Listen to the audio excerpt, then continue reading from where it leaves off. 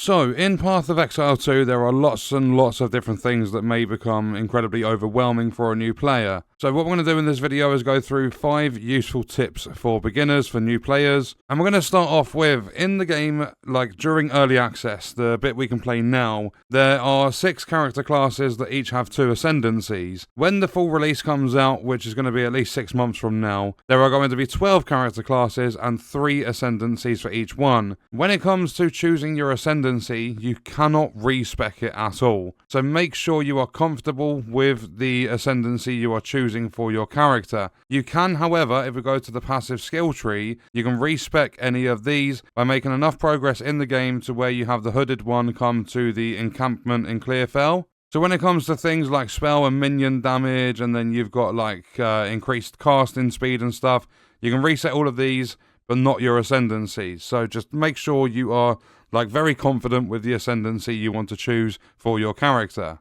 And next up is when you go to all the different areas as you're playing through the game, make sure that you do a lot of exploration. It's going to be key to finding new areas, loot chests, and even extra bosses. There is a setting in the settings menu. You can turn on a minimap in the top right corner. However, you've got my favourite thing, which is the overlay map. And when you bring this up, it brings up the map in the middle of your screen, which makes it easier to navigate around the different areas. This overlay map is going to be super helpful for like basically discovering areas you've not been to yet, finding different locations you can visit through the area you're currently in, and at least on keyboard and mouse this is default to tab. I'm not entirely sure what is going to be on controller, but the overlay map is very, very helpful. And then next up is pay attention to your waypoint map. This is going to have lots and lots of useful information. If we hover over the eye at the top left corner, you're going to see a legend for it, and you're going to see things like the rare monster encounter, boss encounters with upgrades.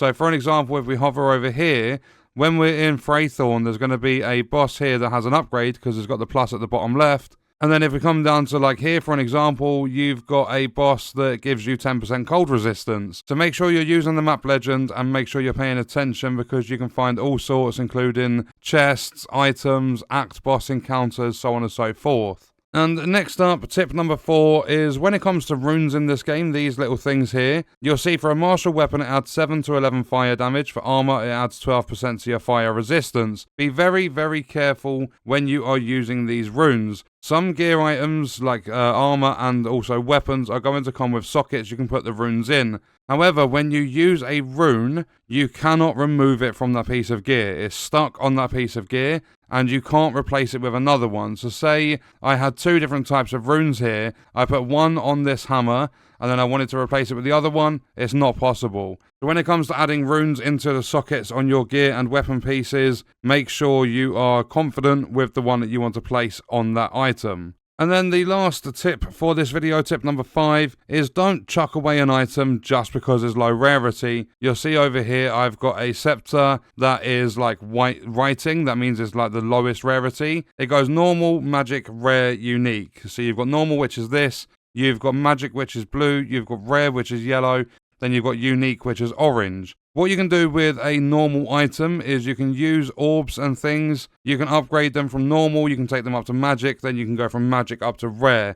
The only upgrade you can't do is rare to unique, because unique weapons are unique. So if you get an item that is normal rarity, don't just chuck it away, because there is a chance it could be better than some of your other gear if you just use some of the orbs to upgrade it. And you'll see here, for an example, with one of my pieces, I've got a rare Blood Needle Bone Wand. It's got 5 modifiers on it, so the increased spell damage, max mana, cast speed, intelligence, and mana regen rate. Your rares can have 6 modifiers, and as well as upgrading the rarity of gear, you can also add modifiers to it with the different orbs and stuff. So have a look through your gear and decide what you want and what you don't. Like, actually spend a little bit of time looking at the gear and deciding whether it's going to be a benefit to have in your build, or to just chuck away, sell, or you can even break things down for different materials. It's known in the game as disenchanting your items. And then later on, you'll also be able to salvage. Like, there's lots and lots of bits of depth and stuff within the gear and the weapons, so don't just go chucking everything away just because it's filling up your inventory whilst you're on a map.